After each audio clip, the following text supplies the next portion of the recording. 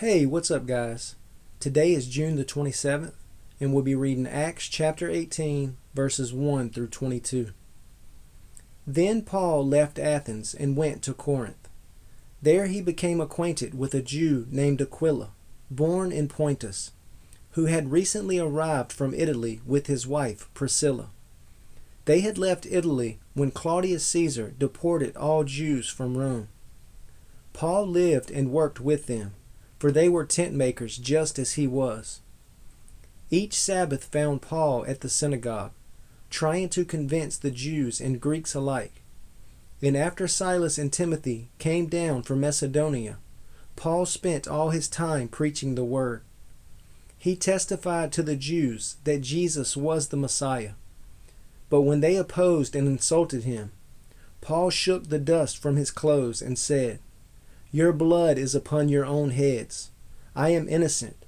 From now on I will go preach to the Gentiles." Then he left and went to the home of Titus Justus, a Gentile who worshipped God and lived next door to the synagogue. Crispus, the leader of the synagogue, and everyone in his household believed in the Lord. Many others in Corinth also heard Paul, became believers, and were baptized. One night the Lord spoke to Paul in a vision and told him, "Don't be afraid. Speak out. Don't be silent, for I am with you, and no one will attack and harm you, for many people in this city belong to me."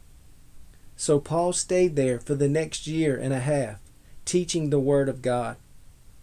But when Gallio became governor of Achaia, some Jews rose up together against Paul and brought him before the governor for judgment. They accused Paul of persuading people to worship God in ways that are contrary to their law. But just as Paul started to make his defense, Gallio turned to Paul's accusers and said, "Listen, you Jews, if this were a case involving some wrongdoing or a serious crime, I would have a reason to accept your case. But since it is merely a question of words and names and your Jewish law, take care of it yourselves. I refuse to judge such matters." And he threw them out of the courtroom. The crowd then grabbed Sosthenes, the leader of the synagogue, and beat him right there in the courtroom. But Gallio paid no attention.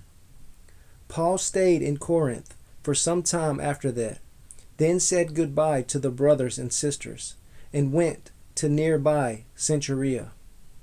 There he shaved his head according to the Jewish custom, marking the end of a vow. Then he set sail for Syria, taking Priscilla and Aquila with him.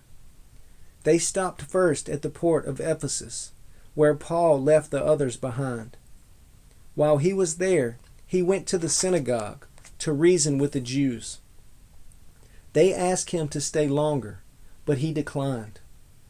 As he left, however, he said, "I will come back later, God willing." Then he set sail from Ephesus. The next stop was at the port of Caesarea. From there he went up and visited the church at Jerusalem, and then went back to Antioch.